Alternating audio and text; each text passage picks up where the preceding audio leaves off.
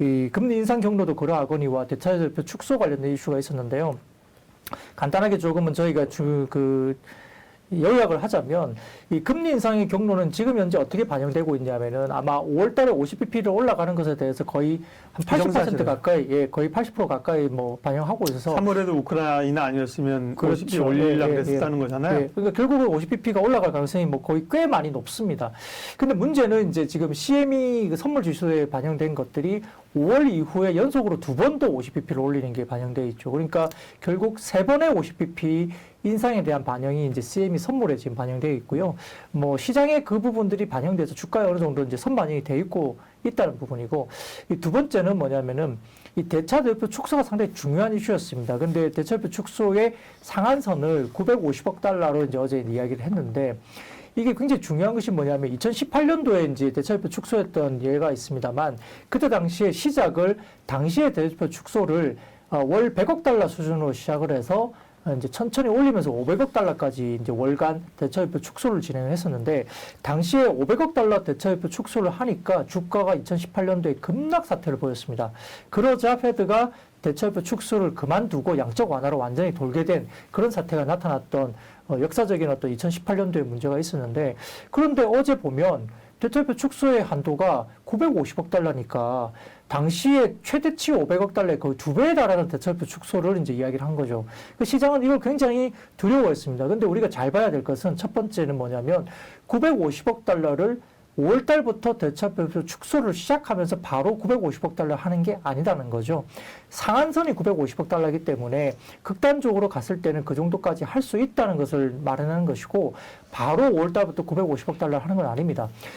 지금 미국 월가에서 이야기하는 5월 달에 대차대표 축소가 시작될 때 초기의 어떤 규모는 약 300억에서 350억 달러 정도로 추정이 된다고 합니다. 그러니까 950억 달러를 바로 하는 게 아니죠. 그 두 번째는 뭐냐면 가장 중요한 포인트가 이건데요. 그 채권 만기가 돌아오는 것에 대해서 만기를 연장하지 않고 그냥 상환을 해서 축소를 하는 거냐, 아니면 두 번째로는 이 채권을 팔아서 대차대표 축소를 하느냐의 문제인데, 일단 어제 논리는 채권을 파는 게 아니라 만기 도래하는 채권에 대해서 연장을 하지 않음으로써 이 자산을 축소하는 규모로 간다는 겁니다. 아마 5월달부터 이제 들어오는 그 만기가 그 정도의 규모가 되기 때문에 억지로 채권을 팔지 않고 만기 연장을 하지 않는 선에서 축소를 시키는 거니까 시장은 거기에 대해서 약간 소프트 랜딩을 생각을 하는 거죠.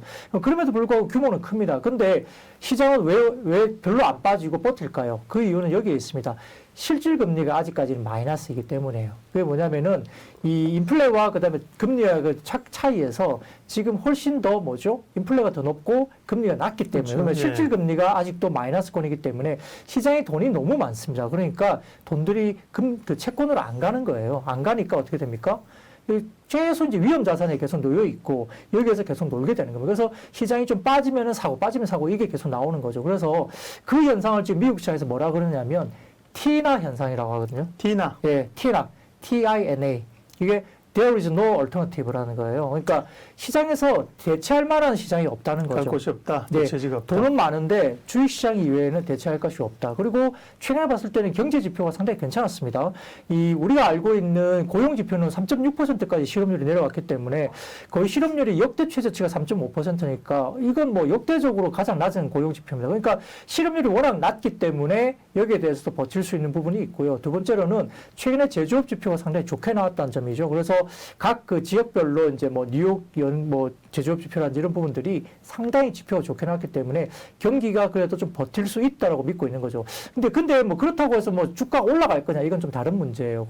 그래서 빠지는 것에 대한 부분들이, 그리고 경기 침체에 대한 부분들이 이야기가 되면서 유동성 축소 때문에 영향이 있겠느냐 하겠지만, 이틀 전에 도이치뱅크에서 월가에서 최초로 공식적인 리포트 가운데 경기 침체를 공식화한 것이 도이치뱅크거든요. 그게 이틀 전에 나왔는데, 거기에 보면은 경기 침체가 올 거라고 명확하게 제시를 했음에도 불구하고 그 침체 시기는 올해가 아니라 2023년 내년 4분기로 봤습니다. 그리고 그 다음 2024년 1분기까지 두 분기에 그 경기 침체가 잠깐 있은 이후에 페드가 다시 유동성 확대를 하면서 아마 시장을 방어하는 논리로 가면서 다시 경기가 이제 살아날 것이라고 명시가 되어 있습니다. 그렇기 때문에 시장은 올해 안에 경기 침체를 아예 지금은 생각을 안 하고 있는 거죠. 올해 안에는 경기가 괜찮다. 라는 거고요. 그리고 러시아 우크라이나 사태도 유가 부분이 최근에 뭐 $130 이상 막 올라갔다가 지금 $100 미만으로 내려오고 있기 때문에 아마 인플레 관련 지표가 이번 4월 달에 아마 다음 주인가요? 그 지표가 나오거든요. CPI 지표가 나오는데 이 지표가 지난 3월에 발표된 2월 CPI가 7.9% 상승한 것으로 나와서 쇼크였습니다만 아마 이번에는 8.2에서 8.3 정도까지는 올라갈 겁니다. 왜냐하면 3월 달에 뭐 유가가 $130까지 올라갔으니까. 근데 지금은 $100 미만으로 떨어졌기 때문에 아마 좀 피크아웃에 대한 논란들이 지금 뭐 3, 4월 정도 되면 1분기 이후에 인플레 관련된 논란들이 어느 정도 잠잠해질 수 있는 변곡점이 올 수도 있습니다. 그러면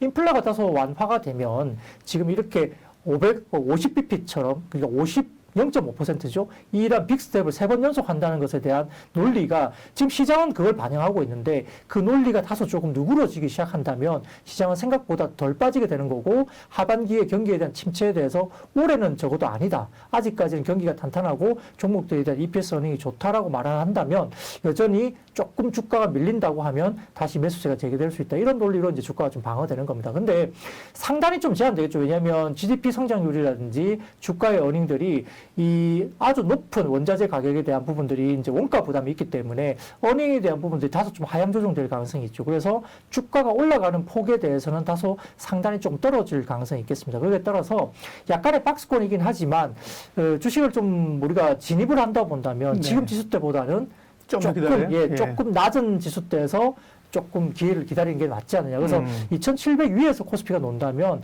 다소 좀 현금을 조금 늘여놓고 조금 더 빠질 때를 기다려서 그렇게 이제 진입을 해야 되는데 만약에 4월 달에 뭐 코스피가 한 2,600 정도까지 빠진다고 만약에 가정을 한다면 사실 뭐 지금 2,700 정도 수준인데요. 100포인트는 한 이틀이면 빠지거든요.